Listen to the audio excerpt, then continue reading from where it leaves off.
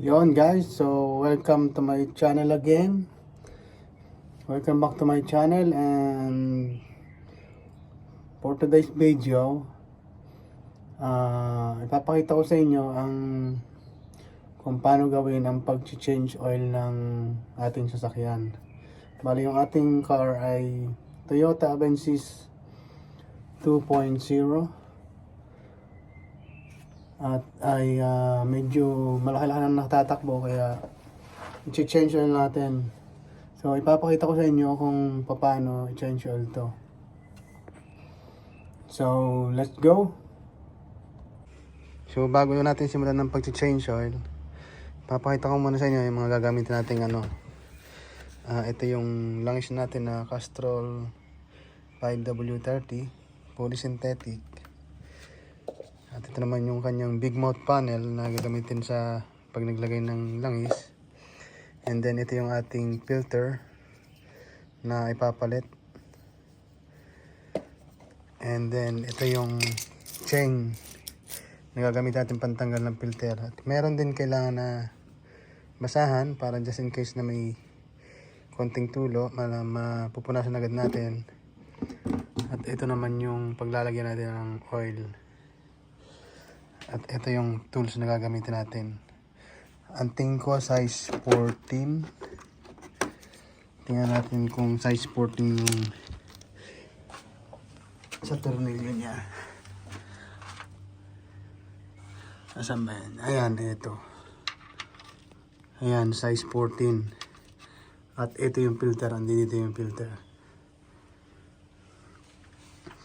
So, let's go. Umpisa na natin.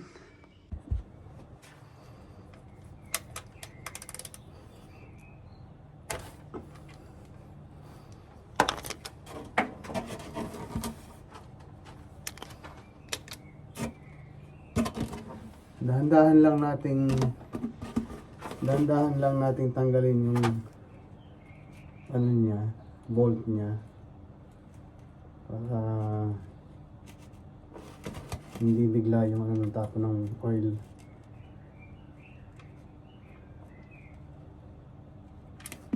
Ayan.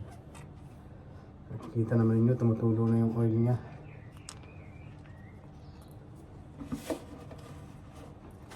Siguro mga 4 liters to.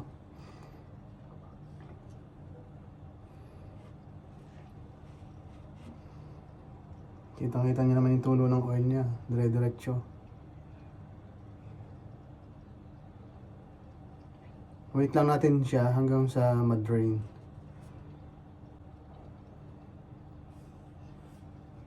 Minsan ginagawa natin to every 5,000 kilometer or 10,000 kilometers. Pero mas maganda every 5,000 kilometers para yung engine natin sureball na magiging matibay siya.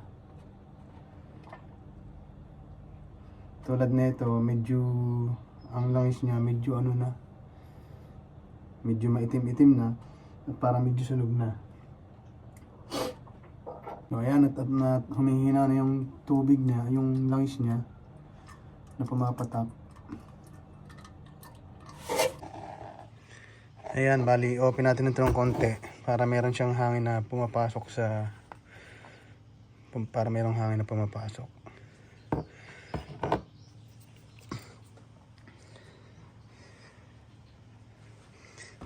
And then habang naghihintay tayo, tanggalin na natin yung ating filter at linisin natin, tapos palitan na rin natin. Ayan yung filter niya. Ayan yung tatanggalin natin, and then papalitan natin ng bago.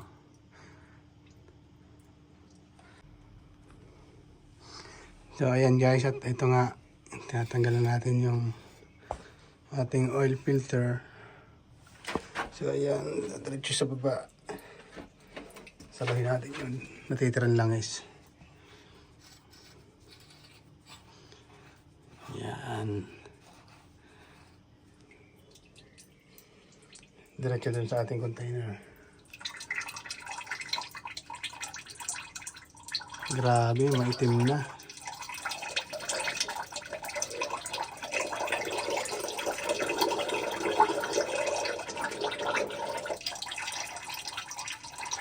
Sunog na sunog na yung kanyang langis. Last time kasi na napatan ko to, last year. So ayan, at drain lang natin siya. Try natin yung pag-drain niya.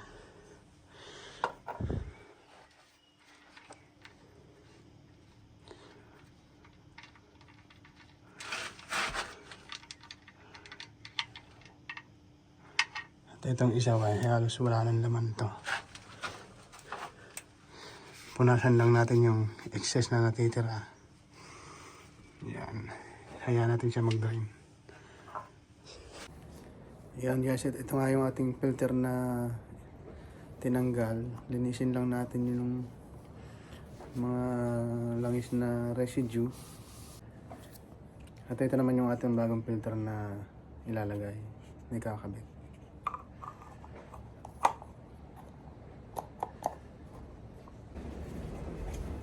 Lagayin din lang natin siya, same nung isa.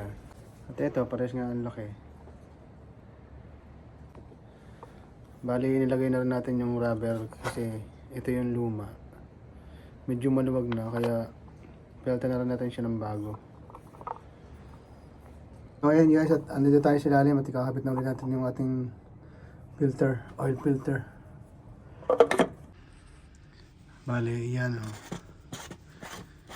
Ibalik lang natin.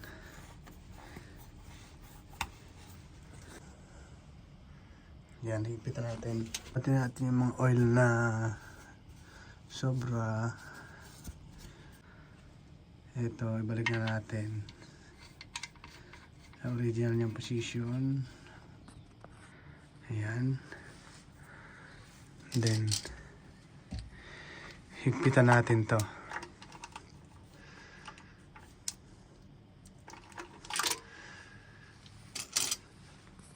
Siguraduhin lang natin na mahigpit yung ating filter, oil filter.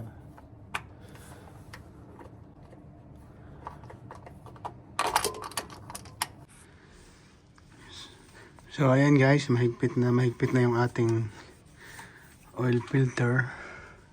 Hindi naman siya gano'ng kahigpitan, basta yung kaya yung hapit lang na Tapos hapitan na rin natin tong ating dito sa Yan. Ngayon, pwede na tayo maglagay ng langis.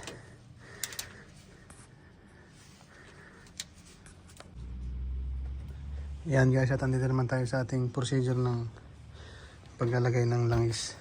Open lang natin to, yung cup nya. And then, tingnan din natin to. Meron siyang nakalagay dyan na maximum level. Yan, at linisin natin. para mamaya makita natin kung gaano kadami ng oil na ating nailagay.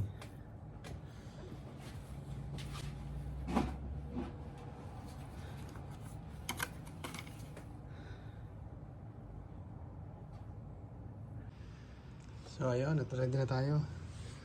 Meron tayo ditong oil panel, big mouth panel na gagamitin. Lagay lang natin dyan.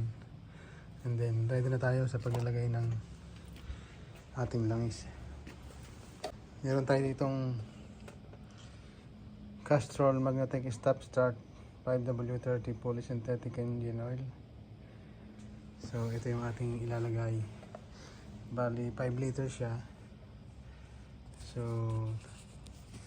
tansyahin muna natin yung lalagay natin hanggang 4 na litro.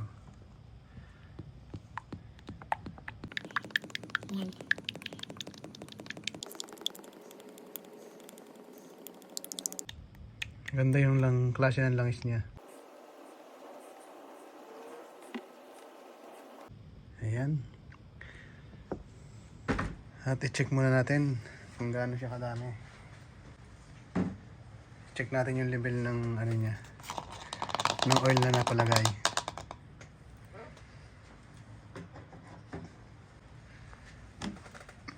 Kung meron tumagas na konti, linisin lang natin ang basahan. Takpan natin.